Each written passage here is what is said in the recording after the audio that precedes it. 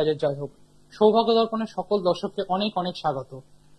সৌভাগ্য দর্পণে আজকের পর্ব শুধুমাত্রই আপনাদের শুভত্বের কথা চিন্তা করে এবং আপনারা যাতে শুভত্ব পান বিশেষ দিনগুলিতে, সেই জন্যই আজকে অনুষ্ঠানে ছুটে চলে আসা। দেখুন, সৌভাগ্য দর্পণ অনুষ্ঠানের মাধ্যমে আপনাদেরকে প্রতিনিয়তই বিবিধ বিষয় সম্বন্ধে অবগত করি এবং আজকেও ঠিক একই রকম ভাবে আপনাদের বিশেষ কিছু তথ্য আপনাদের কাছে তুলে ধরবো এবং সেটাও শুধুমাত্রই সৌভাগ্য দর্পণের যারা দর্শক তাদের শুভত্বের কথা মাথায় রেখেই, এবং আপনারা যাতে এই শুভত্বটাকে জীবনে ব্যবহার করতে পারেন এবং সেখান থেকে জীবনে এগিয়ে যেতে পারেন সেই দিকে লক্ষ্য রাখি। দেখুন, আমাদের জীবনে সংকট কিছু না কিছু আমাদের ফেস করতেই হয় এবং সেই সংকট থেকে বেরিয়ে আসার পথও আমরা নিজেরা খুঁজে বার করি। বলতে পারেন ঈশ্বরের সেই পথ আমাদের দেখিয়ে দেন, অর্থাৎ সংকট মোচন হয়। এই যে সংকট আর মোচন, এই দুটি শব্দকে যদি আমরা একসঙ্গে সংযুক্ত করতে পারি তাহলে তৈরি হয় সংকট মোচন। আর এই সংকট মোচন মানেই আমরা যার কথা মনে পড়ে সবচেয়ে প্রথমে হনুমানজি। সেই হনুমান জয়ন্তী উপলক্ষেই আজকের যে বিশেষ পর্ব শুধুমাত্র সৌভাগ্য দর্পণের যে দর্শকদের উদ্দেশ্যে, এবং আজকে আপনাদের কাছে বিশেষ কিছু তথ্য উপবেশন করব যেটাকে নিয়ে আপনারা ব্যবহার করতে পারলে জীবনে অনেকটা যে সমস্ত সমস্যাগুলো রয়েছে সেই সমস্যাগুলো থেকে খুব সহজে প্রতিহত করতে পারবেন। দেখুন, আমি আমার অনুষ্ঠানে প্রতিটা সময় বলে আসি যে একটা বিবিধ উপাচার আপনাকে বিভিন্ন রকম ভাবে আপনার সামগ্রিকভাবে একটা সামগ্রিক প্রেক্ষাপট তৈরি করবে, কিন্তু তার আশু সমাধান কিন্তু অবশ্যই একটা জন্ম ছকের সঠিক সমাধানের মাধ্যমে। এবং হনুমানজি যে এমন একজন দেবতা যাকে আমরা যদি অনুসরণ করতে পারি বা তাকে যদি ভক্তি ভরে ডাকতে পারি এবং তার যে ক্ষমতা তাকে যদি আমরা স্মরণ করিয়ে দিতে পারি হনুমান চালিসার মাধ্যমে, তাহলে কিন্তু আমরা আমাদের যে কোনো ধরনের সমস্যা থেকে কিন্তু আমাদের কিন্তু রক্ষা করতে পারেন।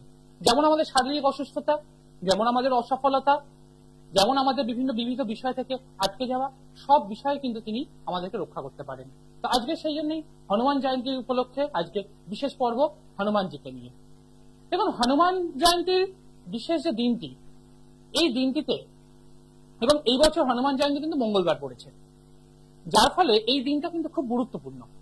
এবং আমরা জানি যে প্রতিটা তিথি নক্ষত্র এবং প্রতিটা গুরুত্বপূর্ণ তিথি নক্ষত্রের কিন্তু আমাদের জীবনে বিশেষ যোগ রয়েছে, এবং এই যোগটাকে যদি আমরা সঠিকভাবে আমাদের জীবনে ইউটিলাইজ অর্থাৎ সঠিকভাবে ব্যবহার করতে পারি, তাহলে কিন্তু আমরা আমাদের যে সমস্যা সেই সমস্যা অর্থাৎ যে সংকট, সেই সংকটগুলোকে খুব সহজে টপকে যেতে পারি, অর্থাৎ ওভারকাম করে বেরিয়ে আসতে পারি, অতিক্রম করতে পারি। তো হনুমানজির পূজা অর্চনা যারা করবেন অবশ্যই একটা লাল কাপড়ে অথবা অরেঞ্জ কালারের কাপড়ে, কমলা রঙের কাপড়ে তাকে উপবেশন করাবেন এবং এটি স্থাপন করতে হবে। হনুমানজির যে মূর্তি সেটা স্থাপন করতে হবে অবশ্যই উত্তর দিকে এবং তার মুখ থাকবে দক্ষিণ দিকে। তার কারণ হনুমানজির ক্ষেত্রে দেখবেন বিবিধ যে তার কাজ সেটা কিন্তু দক্ষিণ দিকেই বেশি হয়েছিল, সেই কারণের জন্য দক্ষিণমুখী হয়ে তাকে রাখতে হবে।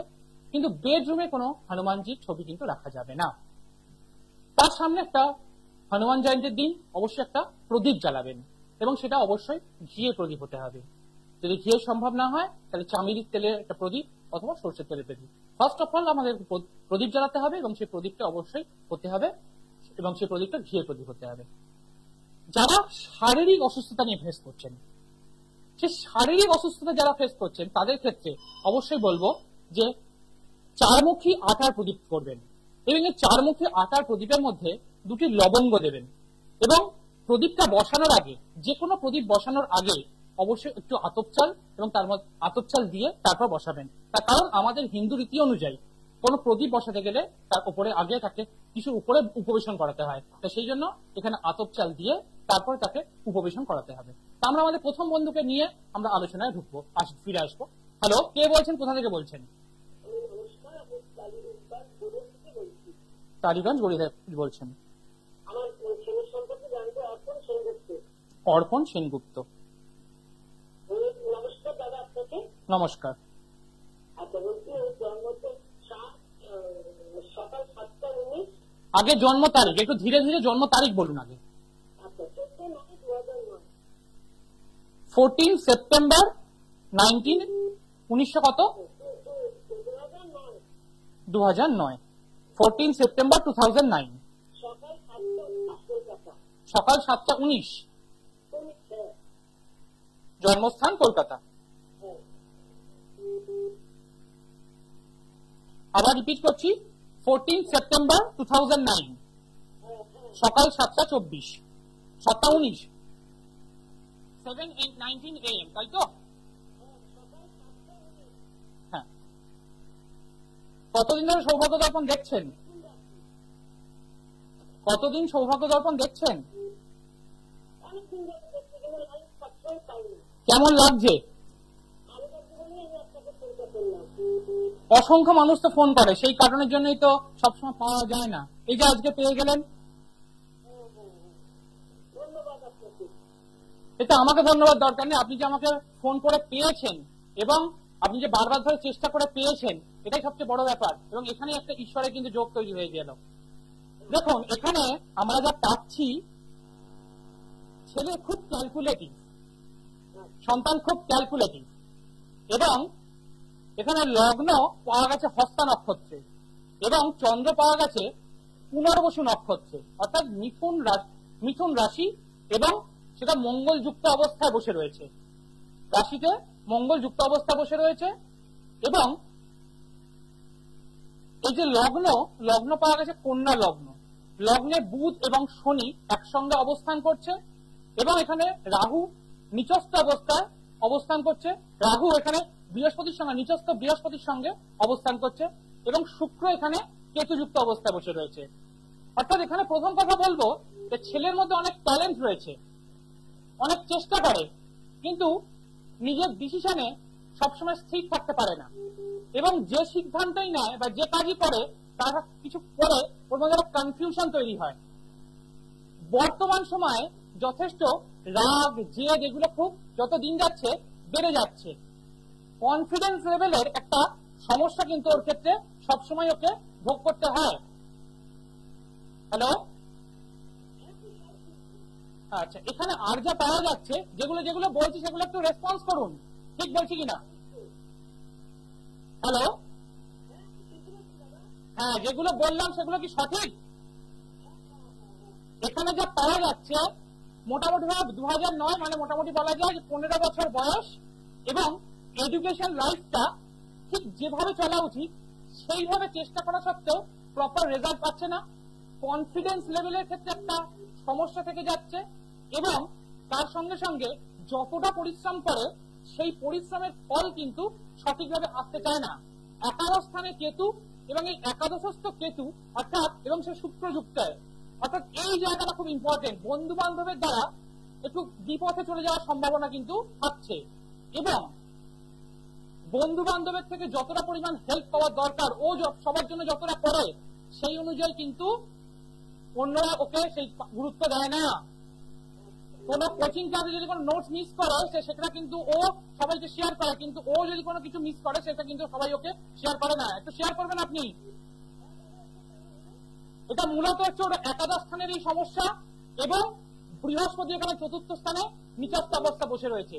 এটা হচ্ছে ওর একটা পার্টিকুলার প্রবলেম, যেটা ওর এডুকেশন লাইফে এবং বন্ধু স্থান থেকে কিন্তু একটু বিশেষভাবে সতর্ক থাকতে হবে এবং বন্ধু বান্ধবের দ্বারা একটু বিপথে চলে যাওয়ার সম্ভাবনাও কিন্তু থাকছে। এই জায়গাটাকে একটু বিশেষভাবে খেয়াল রাখতে হবে। এবং বর্তমানে রাশির অষ্টমে শনি অবস্থান করছে, অর্থাৎ অষ্টমা শনি, যা কিন্তু ওর মধ্যে একটু ডিপ্রেশনও করছে। ও কিন্তু আগের তুলনায় এখন একটু বেশি একটু চুপচাপ থাকে, হঠাৎ মন খারাপ হয়ে যায়, খুব সেন্সিটিভ। একটু শেয়ার করবেন, এরকম হচ্ছে তো? দেখুন, এগুলোর জন্য ভালো কারোর সঙ্গে কনসাল্ট করে এই জায়গাটাকে পার্টিকুলারলি সমাধান করুন। তা না হলে কিন্তু আগামী যে সময়টা আসছে সেই সময়টা কিন্তু খুব একটা ভালো নয়। কিন্তু ছেলের চার্ট ভালো এবং এখানে লগ্নে অবস্থান করছে শনি, একটু লেজি হতে পারে, কিন্তু ব্যক্তিগত জীবনে উঠা পড়ার ক্ষেত্রে জীবনে যখন উঠবে সেই জায়গাটা কিন্তু অবশ্যই ওর ক্ষেত্রে জীবনে অনেকটা উপরে যাওয়ার চান্স থেকে যাচ্ছে। যেহেতু লগ্নপতি এবং দশমপতি সে একত্রিত অবস্থা বসে রয়েছে এবং লগ্নে অবস্থান করছে। এবং আমি যেটা আমার অনুষ্ঠানে সবসময় বলি যে D10 চার্ট, D10 এবং এখানে D24 চার্ট, এই দুটো চার্টেই কিন্তু বেশ পাওয়ার রয়েছে, কিন্তু ছোট্ট যে দু তিনটে জায়গা বললাম এই পার্টিকুলার জায়গাটার ক্ষেত্রে একটা প্রবলেম। এই প্রবলেমটাকে যদি সলিউশন করে নেওয়া যায় তাহলে ডেফিনেটলি কিন্তু এখান থেকে সাকসেস আসতে পারে। দেখুন, আমরা একটা জন্মছককে যদি সঠিকভাবে পর্যায়ক্রমিকভাবে তার বিচার বিশ্লেষণ করি, তার প্রত্যেকটা পয়েন্টকে আমরা ধরে ধরে তার বলা যায়, কারণ একটা জন্মছকের মধ্যে তার সমস্ত কিছু লুকিয়ে থাকে এবং সেটাকে আইডেন্টিক্যালি বুঝতে পারা এবং তাকে সঠিকভাবে সঠিক ধারায় নিয়ে যাওয়া, এটাই হচ্ছে একজন অ্যাস্ট্রোলজারের সঠিক কাজ। এবং একটা বিচার যখন সঠিক হবে তবেই সেখান থেকে তার প্রপার ডায়াগনোসিস হবে এবং তার মেডিসিনটাও সঠিকভাবে পড়বে। তা না হলে যদি সঠিক বিচার না হয় তাহলে সেক্ষেত্রে দাঁড়িয়ে কখনো কিন্তু সেখান থেকে উঠে পারে না। শনি কেতুর যে স্থাপিত দোষ হয় না, এটা আজও কেউ কেউ ভুল করে ওঠে।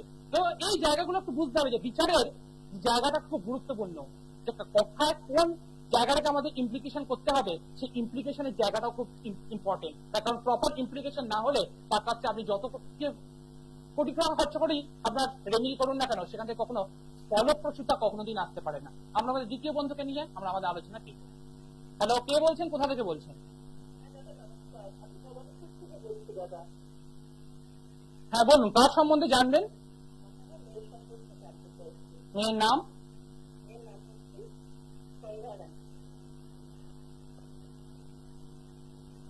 জন্ম তারিখ? জন্ম তারিখ হচ্ছে 28 সেপ্টেম্বর 2009 সকাল 7:13। 28 সেপ্টেম্বর 2009 সকাল 7:13। জন্মস্থান? কলকাতা।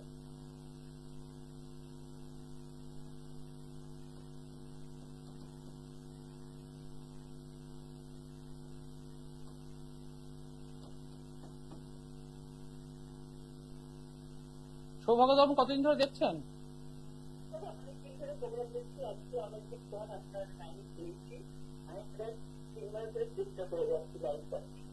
আজকে যে দুটি ফোনে কিন্তু পরপর সেই সেপ্টেম্বর এবং 2009, অর্থাৎ এটা একটা কানেক্টিভিটি।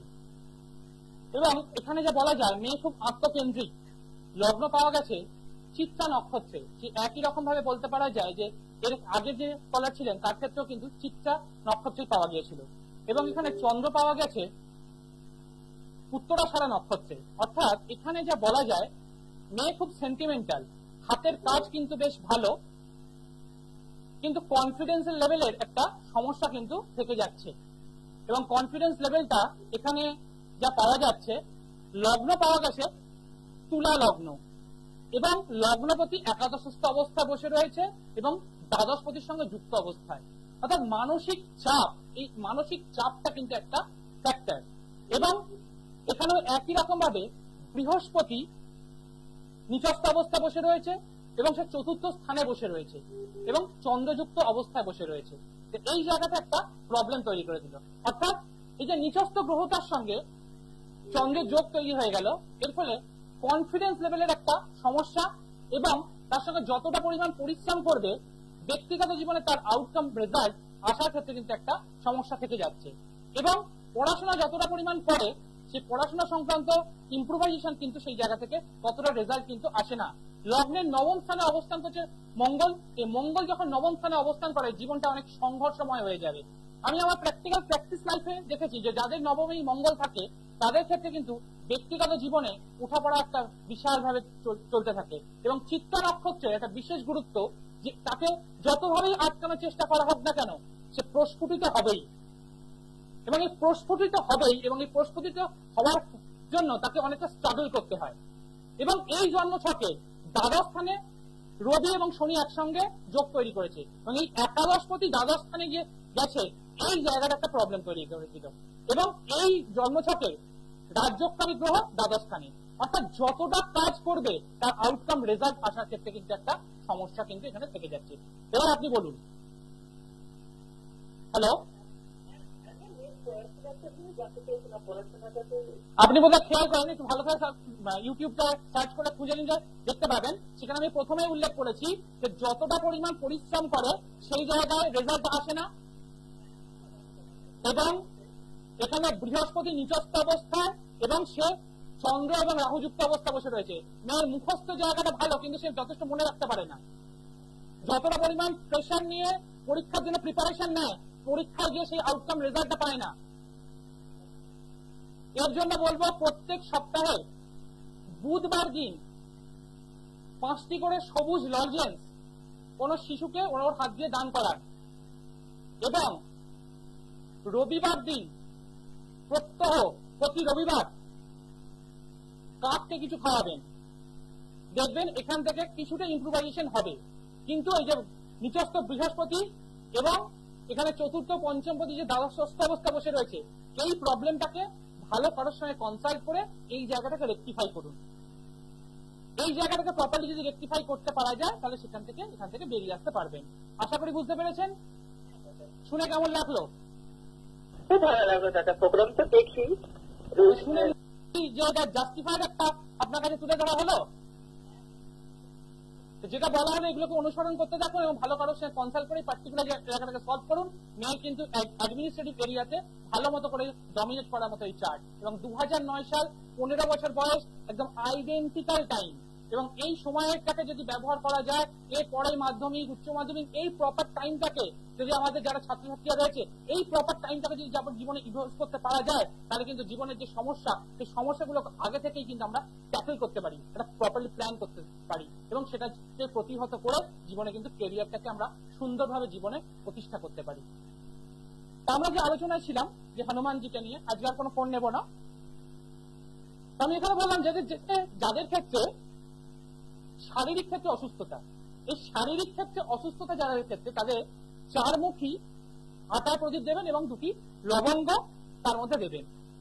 এবং যখন প্রদীপটা বসাবেন, সেই প্রদীপটা বসানোর সময় অল্প পরিমাণ ফুল দেবেন এবং হনুমান চল্লিশা 7 বার পাঠ করবেন হনুমান জয়ন্তীর দিনে।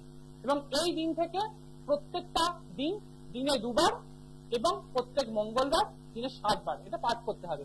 দেখুন হনুমানজিকে তুষ্ট করার ক্ষেত্রে বা তাকে তার পাওয়ারটাকে বুঝিয়ে দেওয়ার জন্য অবশ্যই এই হনুমান চল্লিশার থেকে বেশি পাওয়ারফুল কিছু জিনিস হতে পারে না। এবং তাকে ভোগ দেবেন এবং একটা জবা ফুলের মালা দেবেন বা যে কোনো লাল ফুলের মালা দিতে পারেন। ভোগ হিসেবে কি দিতে পারেন? আখের গুড়, ভাজা ছোলা, পেয়ারা লাড্ডু, যে কোনো কিছু, বেসনের লাড্ডু দিতে পারেন। অবশ্যই তুলসীর মালা বা তুলসী দেওয়া কিন্তু খুবই এমার্জেন্সি পারপাস বলতে পারেন, বা দিতেই হবে। এবং এর সঙ্গে একটা পান পাতা এবং 2টি লবঙ্গ। যখন হনুমান চল্লিশা পাঠ করবেন তখন একটা তামার ঘটিতে একটু জল রেখে দেবেন এবং তার মধ্যে 2টি লবঙ্গ ফেলে দেবেন এবং হনুমান চল্লিশা পাঠের পরে সেই জলটিকে প্রসাদ হিসেবে গ্রহণ করবেন। এবং যে 2টি লবঙ্গ থেকে গেল, যার জন্য করছেন তাকে সেটাকে দেবেন। যারা দেখবেন যে প্রচন্ড পরিমাণে বিভিন্ন কাজের ক্ষেত্রে স্টেবিলিটি পাওয়ার ক্ষেত্রে সমস্যা পাচ্ছেন, তাদের ক্ষেত্রে বলবো, এবং যাদের জন্মছকে রাহু অষ্টমস্থ অবস্থায়, দ্বাদশস্থ অবস্থায় অথবা নিচস্থ অবস্থায় বসে রয়েছে, দেখুন হনুমানজির উপাসনা করলে অবশ্যই রাহু, কেতু, মঙ্গল এই গ্রহগুলির যে অশুভ জায়গাটা সেটা কিন্তু আস্তে আস্তে করে কন্ট্রোল হয়। এবং যাদের ক্ষেত্রে বিভিন্ন ধরনের সমস্যা জীবনে পাচ্ছেন, এগিয়ে যাওয়ার ক্ষেত্রে কোনো পথ খুঁজে পাচ্ছেন না, তাদের ক্ষেত্রে বলবো অবশ্যই বাড়ির উপরে একটা অরেঞ্জ কালারের পতাকা লাগান এবং এই নির্দিষ্ট দিনে হনুমান জয়ন্তীর দিনে সন্ধ্যা 7:26 থেকে 11:26 মধ্যে হনুমান চালিসা পাঠ করুন এবং সেটা 10 বার পাঠ করতে হবে। এবং অবশ্যই 10 বার পাঠ করার সময় যে পদ্ধতিটা বললাম ওই একই রকমের তামার ঘটিটা রাখতে জল রাখবেন এবং তাকে ভোগ লাগাবেন এবং আপনার সমস্ত মনের প্রার্থনা দিয়ে জানাবেন। এবং ওই যে 2টি লবঙ্গ থেকে গেল, এই 2টি লবঙ্গকে সঙ্গে নিয়ে সবসময় ক্যারি করবেন। দেখবেন যে কোনো ধরনের যে সমস্যা সেগুলো কিন্তু খুব সহজে প্রতিহত হয়ে যাবে। এবার আমার কাছে একটা আমার হোয়াটসঅ্যাপে কয়েকদিন জানতে চেয়েছেন যে মহিলারা কি হনুমানজি পূজা করতে পারেন? পূজা করতে পারেন, কিন্তু তাকে কোনো স্পর্শ করবেন না। বিশেষ করে 60 বয়সের বেশি যারা, তারা কিন্তু অবশ্যই তাকে মাতৃস্বরূপা হিসেবে তাকে পূজা করতে পারেন এবং তার কাছে সমস্ত কিছু করতে পারেন, কিন্তু তার নিচে যারা রয়েছে তাদের ক্ষেত্রে কিন্তু কখনোই এটা নয়।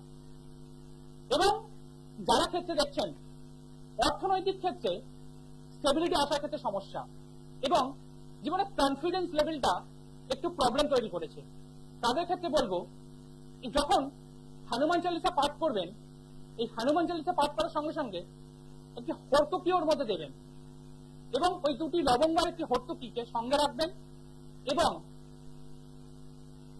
হনুমানজির বাম কান থেকে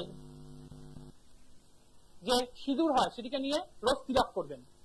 দেখবেন আপনাদের যে কনফিডেন্স লেভেলটা, সে কনফিডেন্স লেভেলটা কিভাবে গ্রো করে। এবং প্রতিদিন হনুমান চালিসাকে পাঠ করতে হবে। এবং আমি কিছু মন্ত্রের কথা আজকে বলবো। এই মন্ত্র যদি পাঠ করতে পারা যায় তাহলে দেখবেন আপনাদের যে সমস্যাগুলো খুব সহজে প্রতিহত হবে। কি সেই মন্ত্র? ওং হং হনুমতে নমঃ, ওং নমঃ ভগবতে অঞ্জনায় মহাবলায় স্বাহা, ওং নমঃ হনুমতে ভয় ভঞ্জনায় সুগম কুরু ফট স্বাহা, ওং নমঃ হনুমতে বার্তাব্রদায় সর্বশত্রু সংহারায় সর্বরোগহরায় সর্ববশীকরণায় রামমূর্তায় সাহা স্বাহা। এই মন্ত্র পাঠ করবেন। আর হনুমানজিকে অবশ্যই শ্রী রামের কথা আগে মনে করিয়ে তারপরে অর্পণ করবেন। দেখবেন আপনার যে কোনো কাজ খুব সহজে এটা থেকে বেরিয়ে আসতে পারবেন।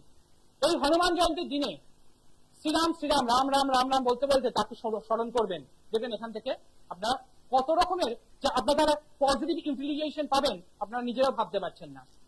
এবং যারা যে ধরনের সমস্যায় পান না কেন শ্রীরামের কথা মনে করে তাকে যদি করেন, এগিয়ে নিয়ে যান, তাহলে দেখবেন সেখান থেকে কিন্তু আপনাদের যে কোনো ধরনের সমস্যা থেকে কিন্তু প্রতিহত করতে পারবেন। এবং এই নির্দিষ্ট দিনটাতে কি করবেন? একটা অশ্বত্থ পাতা সংগ্রহ করবেন এবং ওই অশ্বত্থ পাতার মধ্যে যে চকচকে দিক থাকে সেদিকটিতে অনামিকা অঙ্গুরে দিয়ে শ্রীরাম লিখবেন ঘি দিয়ে অথবা সাদা চন্দন দিয়ে এবং সেটিকে অর্পণ করবেন। এবং যখন এই অশ্বত্থ পাতা তুলবেন তখন অবশ্যই একটু ক্ষমা চেয়ে নিয়ে, হাত জোর করে ক্ষমা চেয়ে নিয়ে ব্রহ্মা বিষ্ণু মহেশ্বরের কথা স্মরণ করে চাইবেন। দেখবেন আপনাদের যে কোনো ধরনের সমস্যা আপনারা প্রতিহত করতে পারবেন। এবং যারা চাইছেন যে বিভিন্ন ধরনের বাস্তুক্ষেত্রে কোনো সমস্যা রয়েছে তারা গৃহে বেডরুম নয়, বেডরুম ছাড়া অবশ্যই পঞ্চমুখী হনুমানজির ফটো লাগান।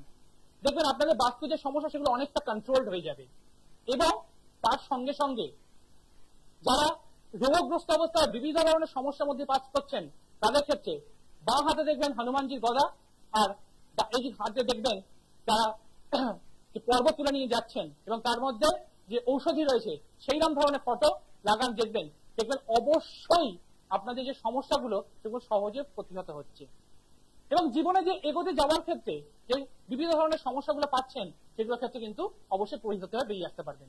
যারা প্রচন্ড পরিমাণে ঋগ্নগ্রস্ত অবস্থা রয়েছেন এই দিন এই চার আটার প্রদীপের কথা যে বললাম তার মধ্যে অবশ্যই একটু লবঙ্গ এবং তার সঙ্গে সঙ্গে এলাচ দেবেন এবং দিয়ে 4 বার পূজা করবেন এবং ওই যে লবঙ্গ আর এটা রেখে দেবেন এবং তারপর প্রতিদিন হনুমান চালিসাকে পাঠ করবেন এবং যে মন্ত্রটিকে বললাম সেটা পাঠ করবেন। দেখুন আপনাদের যে ঋণগ্রস্ত অবস্থা থেকে আপনারা বেরিয়ে আসতে পারেন কিনা। তার কারণ একটা ঋণের যে মোরালিটি তাকে কিন্তু কন্ট্রোল করে সম্পূর্ণরূপে আমাদের যে বিশেষ গ্রহ, সেই গ্রহ কিন্তু মঙ্গল। তো আজকের সময়টা একদম দোরগোড়ায় এসে গেছে। সকলে খুব ভালো থাকবেন, সুস্থ থাকবেন এবং সঠিক জায়গাকে বেছে তবে সেই জায়গা থেকে নিজের অ্যানালিসিসটাকে সঠিকভাবে বুঝে তবে তার সমাধান করুন। তা না হলে জীবনে যতই চেষ্টা করুন না কেন সেখান থেকে আপনি আপনার সমস্যাগুলো থেকে কিন্তু কখনোই প্রতিহত করতে পারবেন না। সেই জন্য সঠিক জায়গাকে নির্ধারণ করুন, তার কারণ আপনার জন্মছকে সঠিক সমাধান এবং তার আপনার জন্মছকে কি পজিশন রয়েছে তার জানার সম্পূর্ণ অধিকার আপনার রয়েছে এবং সেটাকে জেনে সঠিক জায়গা থেকে সঠিক জায়গাকে বেছে নিয়ে সেই জায়গাকে সমাধান করুন। আজকের সময়টা একদম পড়ানো আছে। মা দক্ষিণা কালীকে প্রণাম জানিয়ে আজকের অনুষ্ঠান এখানেই শেষ করছি। আপনারা সুস্থ থাকবেন, ভালো থাকবেন।